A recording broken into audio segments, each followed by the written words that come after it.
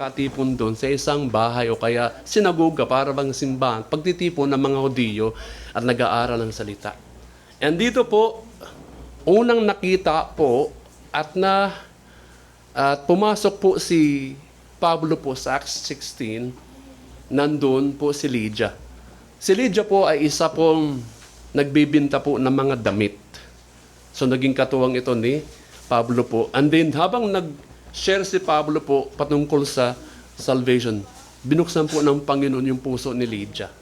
At the same time, naandun po ang ibang mga kapatiran, si Priscilla, at matindi po ang labanan doon sa Philippians dahil po pinagbawalan si Pablo at pinalaya sa doon ng mga authority at napunta sa doon sa Thessalonica. At the same time, kung mapapansin nyo sa Acts 16, naandun na nga yung mga matindi po, binitin sila at ikinulong. Nandun na nga yung, di ba, yung sa kulungan, na andun yung isang Roman soldier nagbantay sa kanila, na lumindol doon yung kulungan, pero at natanggal yung mga kadina sa kanilang pagkagapos, pero hindi sila tumakbo. Kaya nagtanong yung Roman soldier na sasaksakin ng kanyang sarili. And then sabi niya, huwag mong gagawin yan. Andito kami lahat sa kulungan. Hindi kami tumakas. Kaya sabi ng isang soldier na Roman soldier, Sir, what must I do to be saved? Nandun yung conversation na yan doon. So matindi po ang pag-mission doon ni Pablo. Dito po pag-usapan po natin ang kagandahan po ng giving. Minsan pag pinag-usapan ang giving, anong nangyayari sa mga churches daw, mga nakikinig ay nagsasalubong ang kilay, and then inaahit yung kilay para hindi mapakinggan. Alam niyo po, ang giving dito po si Pablo, naranasan niya ang pagbibigay po ng mga Pilipos ng mga Kristiyano. Ito po yung mga baguhan ng mga Kristiyano sa panahon po ni Pablo. Ibig sabihin, lumalago pa lang, nag-i-start pa lang sila doon sa mission ng paglago. Kung mababasa natin dito sa verse 15, Now ye Philippians, know also that in the beginning of the gospel, when I departed from Macedonia, no church communicated with me. Yung salitang communicated, hindi ito pagkukwentuhan, pag-uusap. Ito yung nagbigay, tumutulong ng mga pangailangan. Sabi ni Pablo, no church communicated with me as concerning, ano daw? Giving and receiving, but ye only. Pag nag-mission ka, minsan ang church hindi nakakapagbigay. Iisa lang ang tumutulong dito kay Pablo sa mission niya. Philippians. Nung umalis siya papuntang Macedonia, walang church na nagbigay sa kanya ng giving patungkol sa pera o anumang mga pangailangan. But, sabi ni Pablo, kayo lang ang tumutulong sa akin. Minsan nga, mahirap talaga mag-mission. Amen? So dito, napatunayan ni Pablo, talaga naman, ang kanilang paglago, nag-i-start pa lamang sila as a Christian sa pagsunod sa Panginoon, na ando na, nagpo-flourish na ang kanilang pagbibigay sa kanilang paglago. Talaga, sila lang ang nagbigay. Tingnan nyo dito, nagbigay, sinong inutos ng mga Philippians? Isa dito, yung deacons, hindi ko alam kung deacons, ay si Epaphroditus. Mula Philippians, ang tulong na pera, papunta ng Rome, kasi kulong ito ng sulatan ni Pablo, ang mga Philippians. Aabutin ng 1 month, pagpunta, Philippians hanggang, wala naman doon mga eroplano pa eh. Walking by land o kaya by sea. Now, inihatid yung pera doon kay Pablo. Ito yung tulong. Si Pablo ngayon, yung sulat na tapos na. Ipinadala naman ang sulat ng Philippians na letter kay Epaphroditus pabalik sa Philippians para basahin doon. Iyan ang trabaho ni Epaphroditus. Wala namang post office pa noon eh. Amen. Now, the benefits of giving. Mga kapatid, wag po kayong manghihinawa kung ano ang naibibigay ninyo sa gawain ng Panginoon. Mayroong benepisyo po yan. Magtataka kayo, nasaan ang notebook ko? Wala na kasing pambili. Paparinig si Pastor, ha? Okay, the benefits of giving. Kaya sabi ko, huwag kayo manghihinawa po pag anumang na i-commit ninyo sa Panginoon. May pakinabang po ang pagbibigay. Sa chap-chap natin na ating outline dito. Ano? Now, una-una, every time we give, every time you give, anong nangyayari? It draws you closer to God. Hinahata ka, napapalapit ka sa Panginoong. Pag ikaw, bawat panahon na nagbibigay. Maganda po ang may ugali na mapagbigay. Huwag po kayong maging madamo. Amen. Huwag kayong maging yung sakim. Huwag kayong maging maramot. Dahil ang nagbibigay ng maramot o kaya napipilitan lang, nagsasalubong talaga ang kilay niyan. Hindi po yan makangiti kasi madamot eh. Ang Bible pa naman nag-uutos, magbigay at cheerful giving. Diba? Ang nagbibigay ng masayahin, masaya talaga nagbibigay. Ibig sabihin kusang loob yan.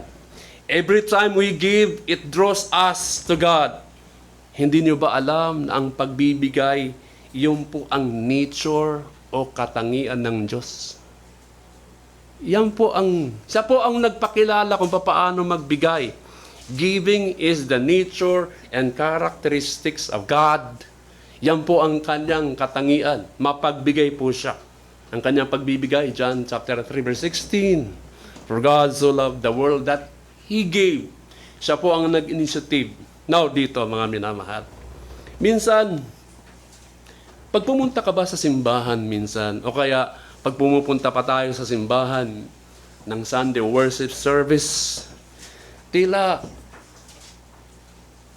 ramdam na ikaw, minsan meron kang kunting pagkatamlay. Ramdam mo siguro, pag pupunta ka sa church, discouraged. Meron ang mga problema. Naranasan mo ba yan? Napipilitan ka lang pumunta sa church pag sa dating ng Sunday. O kaya, very far, malayo yung isipan mo sa Panginoon pag pupunta ka sa church. Para bang ano ka lang sa agos, yung notion na yan para magsimba kasi Sunday. Napapansin niyo ba pag pumunta sa church? Subalit, pag naupo ka na sa simbahan, may problema ka, matamlay ka. Yung bang kunting tamlay, naramdam mo. At nang umupo ka at nagsimula ang song leader na magpaawit, sumabay ka sa awit, sa awitan. And then unti-unti na-focus yung attention mo, isipan mo sa Diyos nang umaawit ka. Ang sumunod doon yung medyo ganda ng kunti. Di ba? Bakit kailangan natin ng ganon? Bakit nangyayari ang ganon? Dahil worship also draws us closer to God. Ang pagsasamba po, minsan nagiging maganda ang aura mo pag naandito ka na eh. Nakakalimutan mo na yung utang, nakakalimutan mo na yung naghahabol ng due date. Sino due date? Kasi babayad na, due date na eh. Magandang kaibigan yun.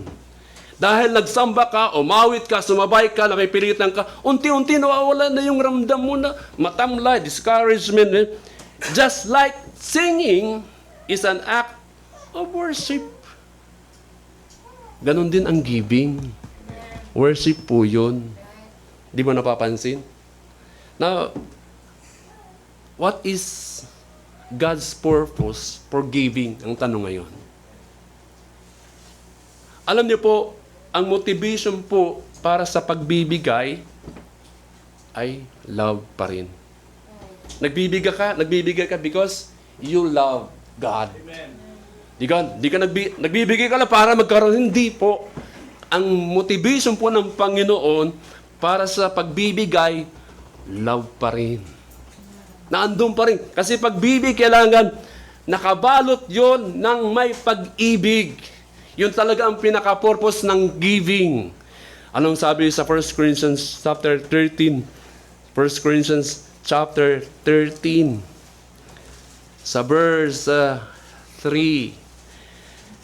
And though I bestow all my goods to feed the poor, and though I give my body to be burned and have not love, charity love.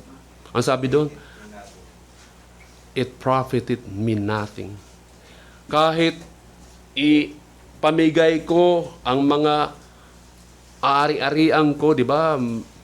Para may pakain lang, ibinta ko ang aking mga ari-arian para ipamigay lang sa mga pulubi, sabi na doon. At aking pong ihandog ang aking katawan, sunugin. Pag wala akong pag-ibig, walang pakinabang yun. Kaya nga, ang pagbibigay, dapat nakapaloob pa yun ng may pag-ibig. Anong kagandahan pag ikaw nagbibigay? Gumagaan po ang ating sarili. Sabi ng ilan, ang Pilipino talaga mapagbigay. Patunayan yun, na Kristiyano kayo. Hindi nawawala yun. Pag tayo nagbibigay sa harapan po ng Panginoon, nawawala po yung ating pagkadisma. Kasi ang pagbibigay po is part of worship.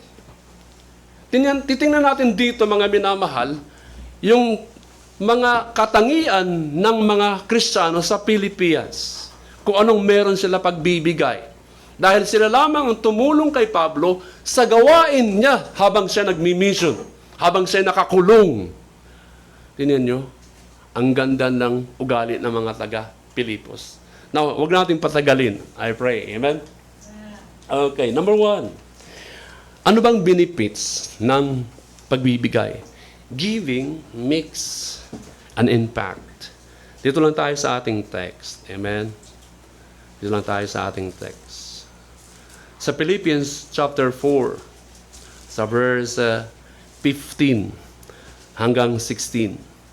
Now ye Philippians know also that in the beginning of the gospel, when I departed from Macedonia, no church communicated with me as concerning giving and receiving, but ye only. Verse 16, for even in Thessalonica ye sent once and again unto my necessity. Alam niyo po, una-unang nagbigay talaga nung nandoon si Pablo po sa Thessalonica. And then, twice sila nagbigay ng cash para sa pangailangan ni Pablo. Malaki pong impact ang pagbibigay. Lalo na ang taong nakaka-receive siyempre. Pag nagbigay ka sa isang taong nangangailangan, malaking bagay po at tulong at kagahaan sa kanyang pangailangan. Amen. At hindi ka makakalimutan pag ikaw nagbigay, mga binamahal. I encourage you, kahit man yan ko konti o kaya malaki na regalo o pagbibigay, nakatutulong po yan. Nakatutulong po yan. Marami pong klaseng pagbibigay. Nagbibigay ng encourage, diba? Ipat mo lang sa likod, Brad, kaya mo yan. Diba? May bigay kayo ng encouragement na words. Ang church natin, kailangan ng encouragement dahil kanya-kanya tayong mga problemang dinadala ngayon. The church ay hindi po malaki, sabi ko sa inyo, sa Philippians. Nagsisimula pa lang sila sa gawain na yon.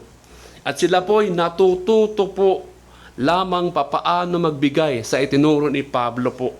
Pero naando na yung kanilang puso sa pagbibigay. Subalit, God will make an impact every gift that is given para kay Pablo. Kahit naman sa atin, kailangan natin mayroong nagbibigay. Una-una, magbigay tayo ng panahon. Magbigay tayo ng time. Napakahalaga po ang time. Maraming mga time na wala tayo sa Panginoon. Ang oras po, ibinigay din po sa atin ng Panginoon. Hindi lahat puro oras natin. Unang nagbigay ang church ng Filipi kay Pablo, tingnan nyo, 10 years after, doon muli sila nag-flourish ang kanilang giving yung puso sa ang tagal, 10 years. Pero natuto sila eh. Nag-uumpisa pa lang sila eh. After 10 years, agad naalala si Pablo uli. Nawa, wag namang umabot ng 10 years. Nagbigay sila. Habang si Pablo po, nasa kulungan na sa Roma. Naalala nila si Pablo na siya nagsimula sa Philippians, sa mission. Alam nyo, napakalaga po pag mayroong nangangailangan na tulungan natin. Eh. What is it that you love to do so much that you are willing to wreck your money for? Anong ibig sabihin dito? Ang tanong. Ano ba talagang ninanais mo na talagang ginagigiliwan mo ng sobra na gagawin mo, na ginagawa mo. Na talaga ikaw talaga ay willing na gastahin lamang yung pera mo para sa ibang bagay. Yung mahal na mahal kung gastahin mo yung pera. Di ba, nagkaroon ka ng pera, agad ang ating isipan, makalikot na yun eh. Ando na sa Starbucks. Punta ako ng SM store, yung mga maganda mga sapatos. Di ba? Iti-treat ko yung aking family, iti-treat ko yung aking kaibigan. Ano ba talaga ang mga bagay na talagang mahal mong gawin ng sobra na willing ka talagang gumasta pag may pera ka? Naisip mo ba pag may pera ka na? Kumain sa mamahaling restaurant. Di ba? Tapos, di ba, yung coke, pag ininom mo yan, tapos sumahagod yan sa ngala-ngala. Tapos lalamunan. Tapos may patong, gutom na kayo siguro, no? Humahagod pa yun sa lalamunan, di ba? Gutom na siguro. Minsan, pag may pera kayo, mahal na mahal mo mag-outing. Itinitreat mo pa sila. Yung buong pamilya, sinasama mo sa mga, siguro pupunta kayo sa Baguio, yung, ano tawag yun, na park na doon sa Baguio? Burnham Park? Yung nagbabangga kayo, yung parang, ano ba yun? Yung pato na bangka doon. Yung pala, di ganun pala yun. Tapos sarinta ka ng bisikleta, isang oras lang ikot, tapos bayad ka ulit. Nag-ride kami ng kabayo doon, hila-hila ka doon. Ikot lang, tapos bayad. Pambihira naman, oo. Hindi lang namin doon na zipline, wala na kami doon. Yung Baguio pala, pag naglakad ka, hihingal ka. Pambihira, hindi naman patag yun eh. Pupunta, ganun pala yun doon. Yung kanilang mall doon, walang aircon. Tingnan nyo. Ano bang kinagigiliwan mo na mahal mo talaga na gumasta ng pera na gano'n na lamang? Usually, hindi tayo nagre-reklamo ng gano'n pag gumasta tayo. Patungkol sa halaga, nagagastahin mo eh. Ano man yun, ano? Pagdating sa paggasto sa isang bagay na mahalaga sa atin, katwiran mo yun eh. Amen? Sabalit, alam nyo, hindi karaniwan sa mga tao na magreklamo kahit ma-offend ka, ma-offend sila, pag sila ay hingan ng support, di ba? Para sa gawain ng Panginoon at mabigay sa church. Nawa, tulungan natin ang simbahan din. Amen? Hindi nyo ba alam na ang Panginoon, inaasahan tayo na mahalin natin ang gawain niya, yung house ng Panginoon. More than any of these things, give para sa gawain ng Panginoon. Ramdam ko din ng church dito po ay may nagbibigay. Ramdam ko yun eh. May nagbibigay dito eh. Salamat sa inyo masasabi ko. At malaking impact po yan sa buhay ko at sa pamilya ko po yun. Amen? Ituloy niyo lamang yun. Have you been an impact to others also? Na nagiging isang kagaanan ka? Ang pagbibigay po, nagbibigay po ng malaking impact sa ibang tao, mismo sa buhay. Kasi hindi kakakalimutan yun eh. Tuloy mo ang gawain na yan. Amen? Pangalawa, saglit lang ito. Amen? Pangalawa, the benefits of giving. Giving is an impact, adds to your account also. Sa verse 17 sa ating text. Not because I desire a gift, but I desire fruit that may abound to your account. Ano ba sinasabi dito na account? Sabi doon, ang ganda dito, sabi ni Pablo, that may abound to your account. Sasagana sa inyong account. Hindi ito sa bangko, mga minamahal. Pag sinabing abound, i-increase pa yung nasa account mo. Alam niyo po, si Pablo po hindi siya nagnanais ng bigay. Pero ang kagandahan, nagkaroon sila ng pagbubunga sa kanilang pananampalataya regarding pagbibigay. Sabi niya, I desire, not because I desire, but I desire fruit. Yung bunga, dapat mamunga tayo na ngayon ng kabutihan. That may abound to your account. Abound mean, ay umingkris pa yung account ninyo. Now, ito po yung eksaktong salungat po sa ating iniisip na yung account na yan. Pag nagbigay tayo, ay dadami pa o tutubo ang aking account. Saan? Sa bangko ba? Pag ako'y nagbigay, my account in heaven increases. Doon pala yan sa langit yung sinasabi na dito eh. Hindi yan dito sa lupa. Mga minamahal. Kaya meron tayong Matthew 6:19. Ano ba sabi nun sa Matthew 6:19? See? Tingnan natin dito sa Matthew 6 verse 19. Matthew chapter 6 verse 19. Diyan ba kayo? Lay not up for yourselves treasures upon earth, where moth and rust doth corrupt, and where thieves break through and steal. Sa verse 21, for where your treasure is, there will your heart also. Ito pala sa langit. Dito tayo magbigay sa lupa, pero investment natin ito dito sa lupa. When I give to God, my account in heaven increases. When you give una, ano mo, ang turo natin doon? Pag ikaw nagbibigay, una-una, pinagpala ka eh. You are blessed eh. Hindi yung nagbibigay ka para pagpalain ka. Mali po yun. Nagbibigay ka dahil pinagpala ka na eh. Dito po yung account na sinasabi ni Pablo, he's talking about giving. As you give of your resources to God's work, you are actually storing up treasures in heaven. Alam niyo po, doon sa langit, ano mang iginawa mo dito, ibinigay, panahon, treasures, talent, na mayroon ka, ginamit mo yun sa gawain ng Panginoon, na andoon, secure yan sa langit. Totoo lang. Malalaman na lang natin yung pagpapagal natin dito sa lupa, na andoon yung reward ng Panginoon. Hindi yan nasayang. Magbubukas ang Panginoon doon ng bangko na ito yung pagpapagal mo sa akin, na ginamit mo yung panahon, yung talents mo, yung panahon na binigay sa akin. Ito na yung account mo. Yung pala ang sinasabi ni Pablo, pag ikaw nagbibigay, nag-i-increase, nag-a-abound yung account mo. Saan? Hindi sa lupa, sa langit po yun. Kaya nag-iipon tayo ng mga yaman spiritually sa langit.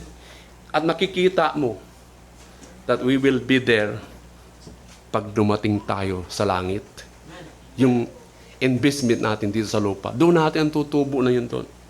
Ang ating Panginoong Jesucristo nagbabala sa atin na huwag tayo mag-ipon dito sa ng kayamanan sa lupa. Di ba sa Matthew 6, noon sa ating binasa, verse 19.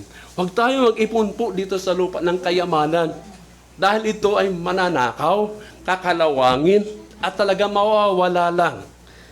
Hindi naman talaga lamang because ang kayamanan ang pinaka-the best. Inisip natin. It is because wealth will always be lost. Totoo lang, mawawala naman dito sa atin. Kahit marami kang mga kayamanan sa bangko, mawawala po yun. Pero hindi masama po mag-ipon dito sa lupa. Pero wag naman doon yung puso natin lamang. Amen. Either ang kayamanan po, either it leaves us while we live, or we live when we die. Wala pong exemptions. Habang nandito, marami na tayong kayamanan, wala din. Pag namatay tayo, may iwan pa natin yun. Ang maganda dito, makinig po kayo. God knows every money na ibinibigay mo para sa kanyang gawain in His kingdom. Yung time, yung talent, treasures. Sa Matthew chapter 10, verse 42. Sa Matthew chapter 10, sa verse 42. Sa verse 42, sabi ng Panginoon, and whosoever shall give to drink unto one of these little ones a cup of cold water only in the name of a disciple, verily I say unto you, he shall in no wise lose his reward. Tingnan niyo mga minamahal, hindi po yun nakakalimutan ng Panginoon. Anumang pagbibigay ng cold water na yan para sa kanyang pangalan. Alam niya yan. Di ba yung Hebrews chapter 6 verse 10? Nandun. For God is not unrighteous. Nandun. Tingnan natin sa sa Hebrews chapter 6 verse 10. Sa Hebrews chapter 6, sa Hebrews chapter 6, sa verse 10. For God is not unrighteous to forget your work and labor of love, which ye have showed toward His name, in that ye have ministered to the saints, and do minister. Hindi po yan nakakalimutan ng Panginoon, yung works na yan, at sa kanyang labor of love. Mga minamahal, the Lord remembers every time you help the helpless. Katulad ni Pablo, tuwang-tuwa siya eh. Yung kanyang mission sa Philippians, habang sila'y nag-uumpisa sa pananampalataya pa lamang, natututo na sila paano magbigay. Ngayon nyo? Ikaw ay mababayaran ng Panginoon pag ikaw nagbibigay din eh. Hindi nakakalimut. Because giving adds to your account eh. Mag-invest tayo dito sa lupa. Nasa langit, pag dumating tayo doon, naandun na yung inipon mo. Naandun na yun eh. Amen? Pangalawa, giving adds to your account. Pangatlo, simple lang. Amen? Giving pleases God. Verse 18 sa ating text. Philippians chapter 4, verse 18. But I have all and abound. I am full, having received Epaphroditus. Nandun po ang katauhan ni Epaphroditus. These things which were sent from you, an odor of a sweet smell, a sacrifice acceptable, well-pleasing to God. Dito po, ina-affirm o pinatunayan po ni Pablo na ang bigay na pinadala po ng mga taga-Philippians para sa kanya ay talagang namit ang kanyang mga pangangailangan niya. Nung makita lang si Epaphroditus, napatunayan talaga na mahal siya ng mga taga-Philippians. Natuwa siya doon. Dahil sa regalo nila, di na siya kukulangin ng pangailangan. Ama na mahal, marami tayong mga gastahin. Una-una sa inyong pamilya.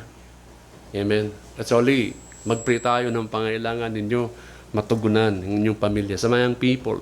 But especially, huwag niyong kakalimutan yung house of God sa gawain niya po dito. Dahil nalulugod po ang Panginoon pag tayo nagbibigay. Amen.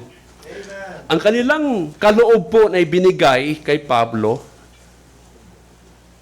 dumating po yun sa isang tao na kanilang inutusan, si Epaphroditus, na pinagkatiwalaan sa responsibilidad na dalhin ang pera kay Pablo. Sabi ko nga sa inyo, mula Philippians hanggang Roma, nakulong si Pablo, halos 1 month ang pumunta doon. At hindi lang talaga, kailangan yun is-save ni Epaphroditus papunta doon dahil nga marami pong panganib ang haharapin sa paglalakad at dadaan sa barko si Epaphroditus. Kasi mga panahon na yun ay patuloy ang pag-uusig sa mga Kristiyano. Wala pa noong GCash, wala pa noong Palawan, amen? Wala pa noong... Ang layo ng biyahe, mga minamahal, Philippians to Rome. Kaya nandun sa verse 30, sa Acts chapter 16, makita niyo, Acts 16, sa verse 30, kung di ako nagkakamali. Acts 16, verse 30, sabi doon, and brought them out. Wala, hindi ko na kung verse 30 nga rito eh. Wala, hindi ko na ano rito. Ang verse 30. Wala, hindi ko na mahanap ang verse 30. Keyword pa, sir. Ha? Anong keyword pa? Wala, hindi ko na maano. Pagpunta doon. Sa verse 30. Okay. By the way, hayaan mo lang. Katunayan dito, yung pagpunta ni Epaphroditus papuntang Rome, siya din ay nagdala. Dalawang kanyang ang trabaho ni Epaphroditus, ano? Pagpunta doon sa Rome, mula Philippians, pera ang dala. Pagbalik mula Rome, hanggang Philippians, sulat ni Pablo. Ito yung epistle, ito yung libro na ito, na sinulat ni Pablo para taga sa mga Philippians. So, mahirap po ang travel noon. Pero mapansin ninyo doon sa verse 18, nung makita ni Pablo si Epaphroditus, nag-quote siya ng verse sa Old Testament. Tingnan niyo, no?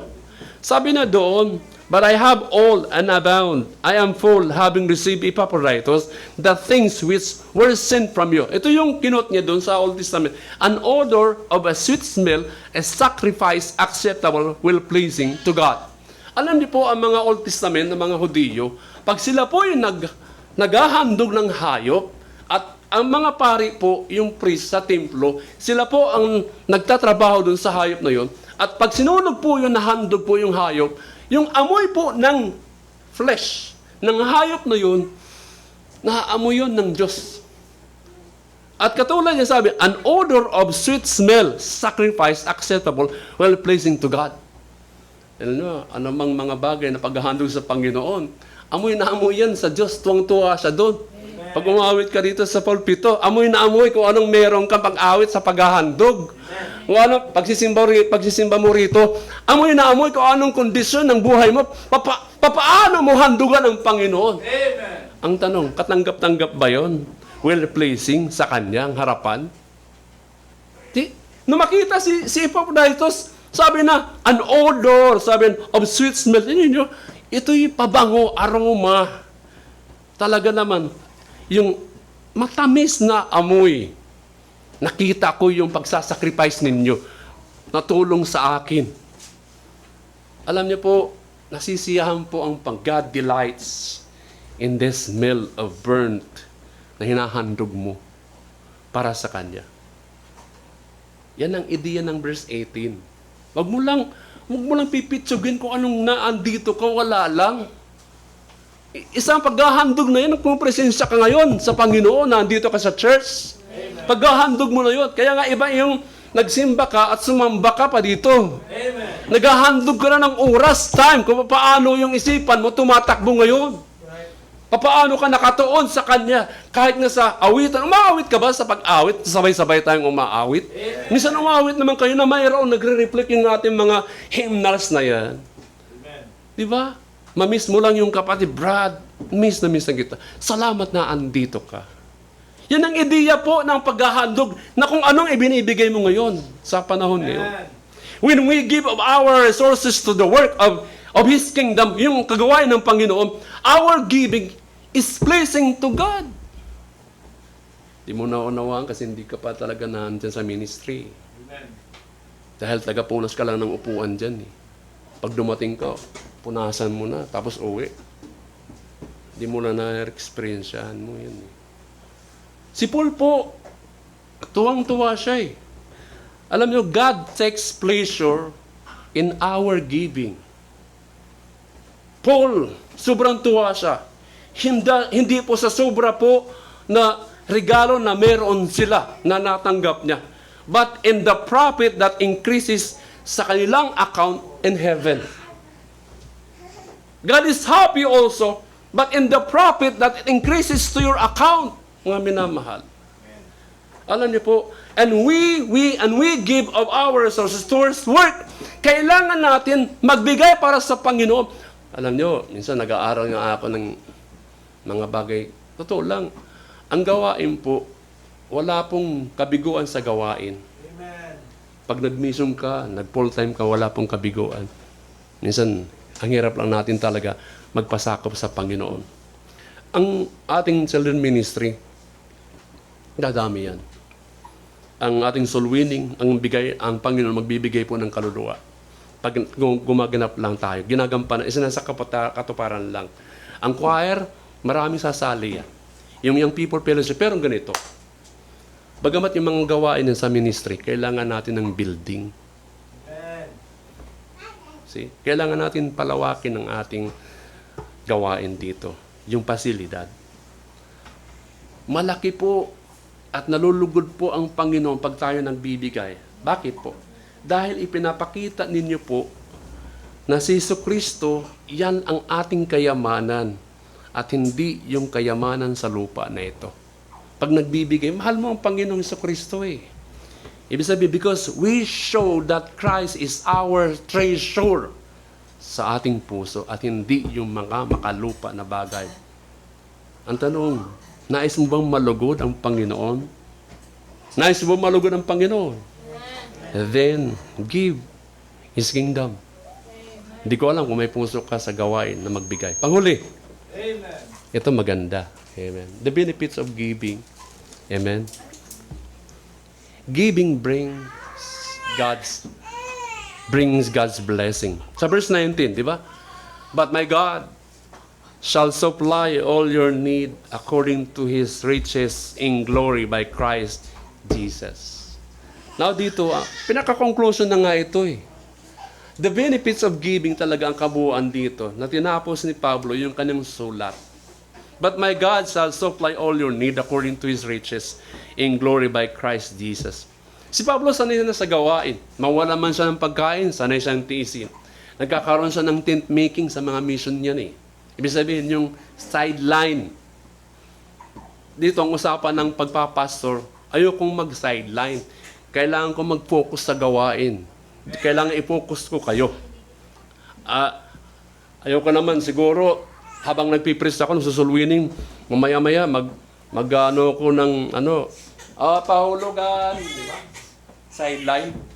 Siyempre, maano kayo dun eh. Ang ibang mga pasang, jojo ride na yun. Ibang lasada.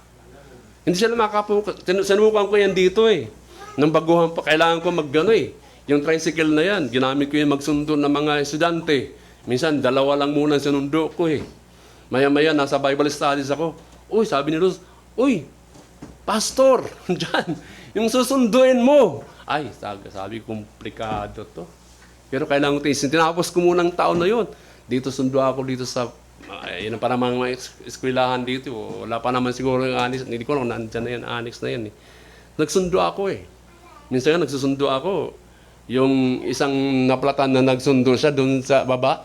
Oy, timing. Pinapara niya ako, nasira yung kanyang tricycle. Ito ay ihatid mo na sa school. Di yung bayad nasa akin. Nakakakita rin ako ng pangailangan. See, ngayon kailangan ko mag-focus sa gawain para walang conflict. Alam niyo pa, mga minamahal, giving brings God's blessing. Gusto niyo ba magbigay? Gusto niyo ng blessing? Magbigay tayo. Amen. Kaya nga yung, alam niyo po, ang verse na ito, this is one of the great promises of all the Bible. But my God shall supply all your needs according to His riches in glory by Christ Jesus. Ito'y mga pangako ng Panginoon will meet all, lahat of your needs. Amen. Lahat po. But my God shall supply all your needs. Ang Philippians 4:19, madalas ini-interpret natin out of context. Nakakaaliw ang pangakong ito. Din tayo kukulangin sa ating mga pangangailangan. Para kanino ba ang pangakong ito? Minsan na out of context tayo. Ang verse na ito, minsan inisip natin, yayaman ka. Amen? Pero ang tanong ganito, para kanino ba ang pangakong ito na ibinigay? But my God shall supply all your needs. Ito po'y ibinigay lamang sa mga Kristiyano sa Philippians na nagkaroon sila ng pagsasacrifice na ipadala kay Pablo ang financial na bigay nila. Tingnan nyo, it talks about giving. See, ang pangakong yan, ibinalik lang sa mga taga-Philippians. It is given to those who are giving away their resources for the kingdom purposes. Now, mga minamahal, napakalaga po. Ika nga, it is given to the givers. Pag ikaw nagbibigay, ang pangako na, susuplayan yan, pabalik sa'yo. Ito, tapatan na. Hindi na ito account sa langit. Tingnan nyo. Kung andito ka ngayon, andiyan ka ba? Sa umagang ito, na sumasandal sa verse 19 na ito, na pangako. At the same time, tumatanggap ka ng pera. Amen? Dinadakma mo yung pera na yan. Ako, dumadakma ba? Yung mga pag-aari natin na meron. Pero ang dahilan, hindi ka naman nagbibigay para sa gawain ng Diyos. Then, itong promise na ito ay walang parte sa iyong buhay. Hindi ka naman nagbibigay. Dahil, kanino ba ang pangako niya? Para sa Philippians lang yun eh. Pero ang dahilan kung bakit may pangako, dahil sila nagbigay. Kasalukuyan ngayon. I-claim natin ang verse na ito kung ikaw ay Kristiyano andito. Ito po ang mensahe ng Bible. Ito po ang mensahe ng Panginoon. Andiyan pa ba kayo? Amen. Sa madaling na salita, God will bless those who give. Ulitin ko, God will bless those who give. Those who give much will be blessed much. Those who give little will be blessed little. Iniwala ba kayo yun? Alam niyo po, ang giving, ito po ang prinsipyo ng Diyos. Buksan natin, patunayan ko sa Biblia, sa verse 2 Corinthians 9:6.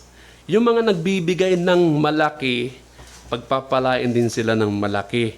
Ang kakatiting, nakatatanggap ka rin ng katiting. Iniwala ba kayo? 2 Corinthians chapter 9, verse 6. Buksan niyo yung Bible. Sabi doon, kaya nga kaparte ito ng verse na a cheerful giver. Sa verse 9, as it is written, tama, mali. But this I say, verse 6, he which soweth sparingly shall reap also sparingly. Ibig sabihin, pag nagbigay ka ng kukunti lang, mag-aani ka rin ng kukunti. And he which soweth bountifully shall reap also bountifully. Kasi nga, nagtatanim lang tayo eh. Bigay ka lang, nagtatanim ka eh. Pag sako-sako, ang binhin ay tinanim mo sa lupa, asahan mo, marami talagang bunga yan. Pag kukunti lang talagang ibinigay mo, nagtanim ka, kukunti lang talagang ibibigay doon. Yan ang prinsipyo ng Bible. Tingnan niyo sa Proverbs 11, verse 24. Sa Proverbs 11. Patapos na ako. Ang tingin ko nga sa inyo ay Jollibee na eh. Gutom na rin ako eh. Proverbs 11, verse 24, the Bible says, ano sabi doon? Di ba? There is that scatter it and yet increase it. And there is that withhold it more than is meet, but it tended to poverty. Totoo lang mga mina. Ito, baliktad ang prinsipyo eh. Hindi po yung tanggap pala ng tanggap, dadami, mag-iipon. Sabi ng Bible, kung ikaw ay nag-i-scatter, nagbibigay, hindi ka magiging pulubi. Amen. Sasagana. Right. Pero pag nag-withhold ka at hindi ka naglabas, mauwi ka sa pagkapulubi. Ito po ang trabaho. This is how God works na magkaroon ka ng benefits about giving. You give and God will return it to your life with so much blessings. Mark that word, mga minamahal. Yan po ang prinsipyo ng Panginoon. Giving brings God's blessing. When we are generous, God promises to supply all of our needs. Simply. Wala nang iba doon. Kaya ang tanong nga minsan tayo dapat pinagpipray ko ng church na ito ay giver. Pantay-pantay lang po ang give, ang blessing ng Panginoon. Hindi si sister, si brother nagbigay ng 1,000. Ikaw naman ay piso. Parehas, pantay lang yan eh. Pantay lang yan eh. Ang pagbibigay. See? Nawa, huwag po tayo manghinawa kung anong ibinibigay natin sa Panginoon. Treasure man yan, talents man yan, o time man yan. Huwag kayong manghinawa. Maging pahalagahan ninyo ang gawain po ng Panginoon. Hindi ito isang opinion ng tao lamang. Andiyan pa ba kayo? Ito yung benefits ng giving. Kung minsan ka lang magsimba, hindi po pagpapalain ang buhay niyo po. Panahon yan eh, time yan eh. Ang Panginoon nagbigay ng time. May time ng pang-school, may time ng pamalingki, may time ng mga bagay-bagay, di ba? Pero nagbigay din ng Panginoon ng time. Yung time na yan na Sunday. Talo pa nga tayo siguro ng unbeliever. Ang pagsakripisyo nila ng Holy Week, sobra. Tayo, hindi malang tayo nagsasakripisyo. Tingnan nyo ang kanyang pagsasakripisyo. Hinahagupit, di ba? Nagpapapako, tayo wala. Nagbaktas sila mula malayo, Bulacan hanggang Samba, Maynila. Ano daw? Bisita iglesia. Hindi tayo makabisita nga tayo eh. Tingnan nyo? Hindi naman, huwag tayo, mga unbeliever yan. Yung kanilang paglilingkod, wala naman biblically yun eh. Maling paglilingkod yun eh. Tayo, malaya tayo. Sabi ko nga sa inyo, kung gagayahin natin ang programa nila, sige, sino magpapasan dito? Sino si Judas? See? Sino ang magpapapako? Hindi yan ang tamang paglilingkod sa Panginoon. Nandiyan ba kayo?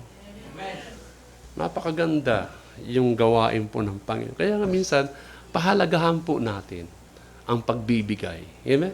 Tayo lahat tumayo, tayo manalangin.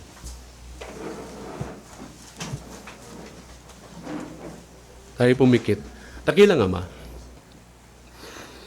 hindi ko man may detalyo lahat ang mga bagay patungkol sa pakinabang ng pagbibigay.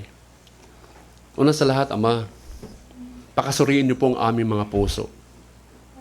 Kung tama nga ang aming puso regarding sa pagbibigay. Nalalaman ko na pag mali po ang aming puso, higit sa lahat, para sa inyo, hindi tama din ang aming pagbibigay. Pagbibigay ng panahon. Paglalaan ng panahon. Yung time, kahit paman din yung time, napakalaga sa pagbabasa ng Biblia. Yung time na pagbubulay-bulay ng mga salita niyo po. Araw o gabi. Yung time na pag-share ng gospel. Na minsan, tunay nga po, hindi namin ikakaila. Na ang pagsasamba din, ang pagbibigay involves din ng pera. Dahil ang pagbibigay is part of worship. Mga minamahal, ayaw ko nang pahabain. Nalalaman mo ba ang tunay na blessings? Malaking bagay po ito sa atin in terms of giving. Minsan tayo wala tayong panahon sa pagbibigay ng panahon para sa Panginoon, especially on Sunday. Marami tayong nagagawa sa labas pero sa loob wala. Saan natin iginugugol yung pagbibigay ng panahon? Pagdating sa pera, tama nga, ang tanong dito, tama ba ang pagbibigay natin? Alam niyo po, yung 10% na tithes, pinakamaliit minimum na pagbibigay natin sa Diyos. 10%. How much is that? Napakaliit para sa Panginoon. Pero yun pa rin ang hiniling niya para sa atin. Yung 100, 10, ikaw ang mas malaki doon. Pero, hindi natin nakukuha yung sukat ng standard of giving. How about it? Alam nyo, ang mga Old Testament, pag nagbigay sila, the best sila magbigay. The best ang kanilang paglalaan pag nagbigay sila. Pero ngayon kasalukuyan, hinahayaan na lang natin, okay na nagbigay. Ngayon, panalangin, Panginoon, ikinukumit ko ang aking sarili na minsan hindi ko ito makuha-kuha yung standard mo. Dakilang Ama, minsan yung aming puso ay may katigasan. Tunay nga po, Panginoon, na andun ang aming mga hindi pa namin natututunan in terms of giving, Ama. Tulungan niyo kami. Salamat po sa isang pagpapala po sa mga Philippines, O God. Sa kanilang pagbibigay, O God. Nagsasacrifice sila na may hatid lang ang pera para kay Paul. Tulungan nyo kami na kami po'y mag-flourish in terms of giving. Salamat po sa nahayag mong mga salita. Salamat po sa umagang ito. And I pray, O God, patuloy mo kaming turuan ng mga salita, especially sa aming mabiyayang pagbibigay, O God. Lahat ng ito nilalapit ko sa pangalan ng Panginoong Hesus. Lahat magsasabing, Amen. Amen po ba? Maraming salamat uli sa ating bisita. Salamat sa inyo. Dako agad tayo sa ating closing song. Ano tayo? Tawag doon? Menuson tayo. Menuson tayo. Sige. Ang tawag doon? Anong tawag yung isa? Living Living by faith. Yeah. Awitin natin. Amen. Sabi natin.